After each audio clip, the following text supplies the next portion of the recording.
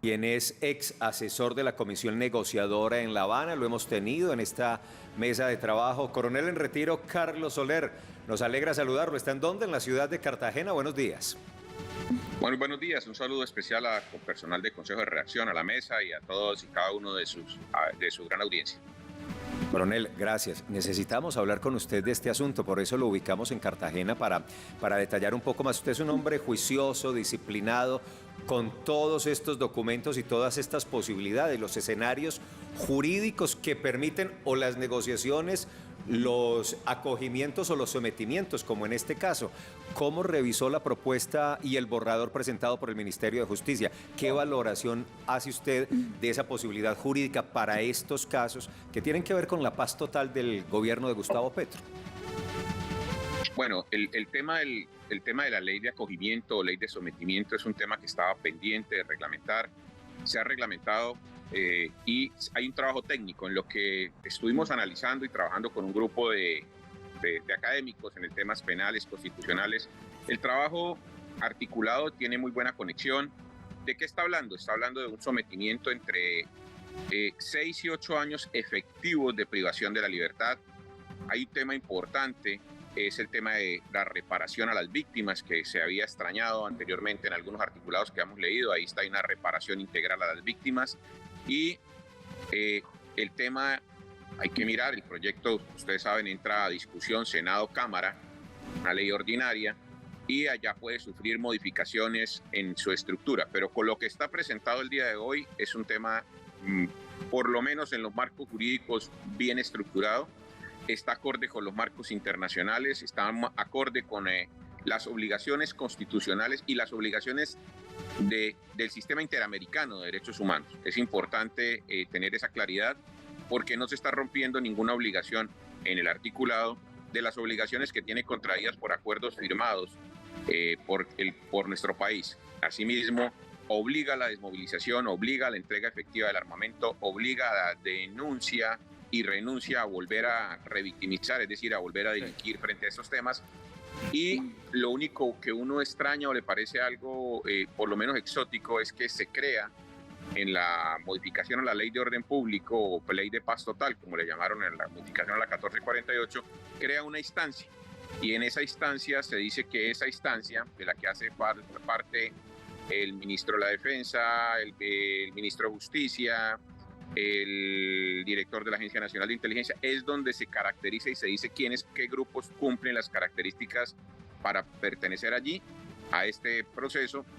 No obstante, pensamos que el Consejo de Seguridad Nacional es quien debería hacer claramente esta caracterización, y una vez caracterizado, pues podrá optar bandas, grupos armados ilegales, grupos de narcotraficantes que tengan armamento y que tengan alguna especie de control territorial, y también el Clan del Golfo. Sí. Coronel, ¿y no se contempla en esta ley la extradición? ¿Cómo le parece a usted esa determinación? Ese tema ha sido, ¿cuál es la regla general? Si hoy está vigente todo el tratado de extradición y aquí en una ley ordinaria no se está contemplando nada, quiere decir que la situación sigue tal cual se está realizando en este momento. Es decir, no toca el tema de extradición porque realmente hay acuerdos firmados, y creo que en las reuniones un poco restringidas o cerradas con el Departamento de Estado y con el Departamento de Defensa y con el fiscal general de los Estados Unidos, creo que ha habido alguna charla sobre esto que tiene muy preocupado al gobierno americano, y creo que es lo que hay. Se sigue manteniendo tal cual está. Coronel, es decir, Paula, para aclarar, quienes se sometan a esta ley podrían ser extraditados, igualmente siguiendo los acuerdos que hay actualmente. Como está hoy en día, la extradición se mantiene incólume. La ley, el proyecto de ley que entra a discusión a Senado y Cámara, no toca nada de lo que tenga que ver, ni modifica nada de lo que tenga que ver con la extradición. Queda pendiente cómo se va a tramitar en el Congreso y si en Senado o Cámara se intenta modificar algún tema o se aclara algún tema. A hoy se sigue manteniendo tal cual está.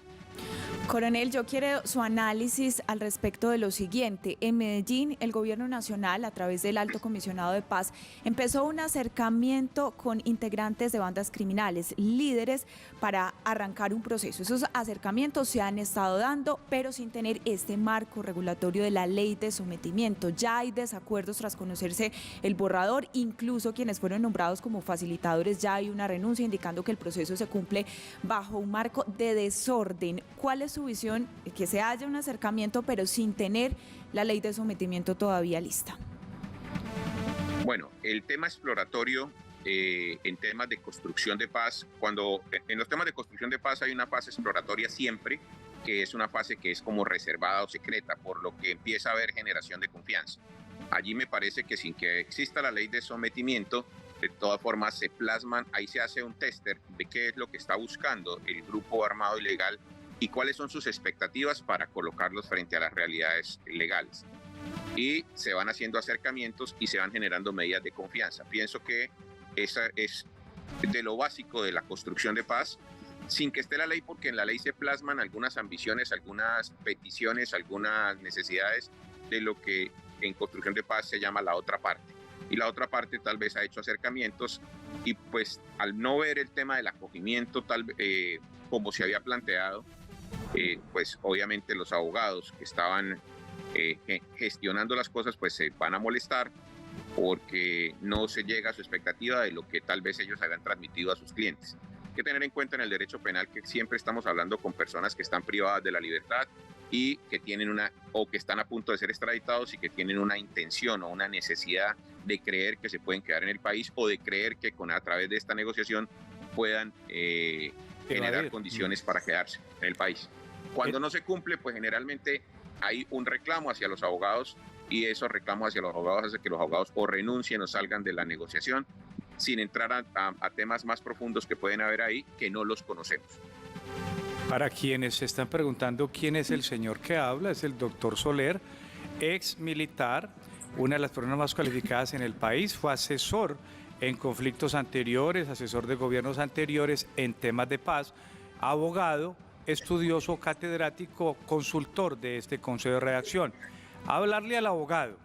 Una de las novedades que tiene este proyecto que hemos conocido en los medios, porque usted sabe que está radicado en ese Consejo Nacional de Seguridad y aún no hay un texto definitivo, es el tema de la posibilidad que tienen estas personas que se adscriben a conservar unos dineros.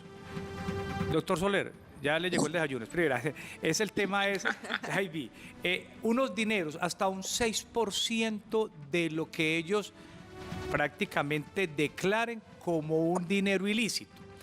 ¿Quién examina que esa cuantía sea esa y no otra? En otras palabras, ellos pueden decir, mire, esto es 10 millones de dólares, se quedan con un alto porcentaje, pero ¿quién dice que no hay más dinero en caletas, en bienes ocultos con testaferros o en otras latitudes para que se pague esta pena y luego se disfrute de ese otro dinero? Bueno, si usted ve la modificación a la ley de orden público, 14 veces habla de la buena fe, 14 veces habla de la buena fe. Y entonces a uno le causa sensación el tema de por qué 14 veces en una modificación se habla de la buena fe. Sí. Porque entonces ahí puede haber gato por liebre, pero ¿quién es el seguro del tema? La Fiscalía General de la Nación, la Dirección de Inteligencia Policial de la Fiscalía y las agencias de inteligencias americanas. ¿Por qué?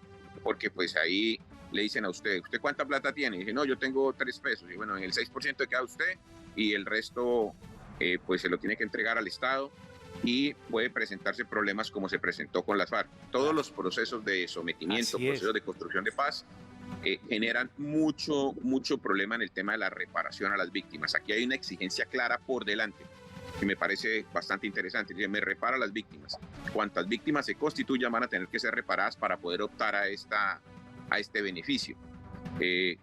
Ustedes tienen que recordar que en su momento, hace 6 años, hubo un intento de negociación con el Clan del Golfo y se llegó a un decreto de una hoja donde hablaba del sometimiento que no fue aceptado en su momento por el Clan del Golfo porque tenía una pena parecida entre 6 y 8 años.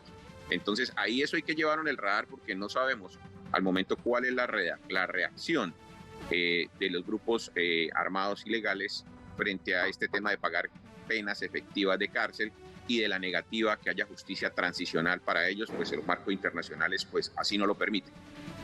Coronel, ¿y el componente de la pena restaurativa alternativa qué sería? Es que muchos que defienden la propuesta, y usted dice, la propuesta está ajustada a regla nacional e internacional, es que máximo privación de la libertad por 8 años, similar al proceso que se hizo alguna vez con las Autodefensas Unidas de Colombia. 9.75. Y lo restante sería ese componente restaurativo. ¿Es en qué consistiría para saber si realmente es mayor? Porque, repito, uno de los argumentos es que ahora es mayor porque sería entre 10 y 12 años. El asunto es que por lo menos 4 de esos años será una pena restaurativa.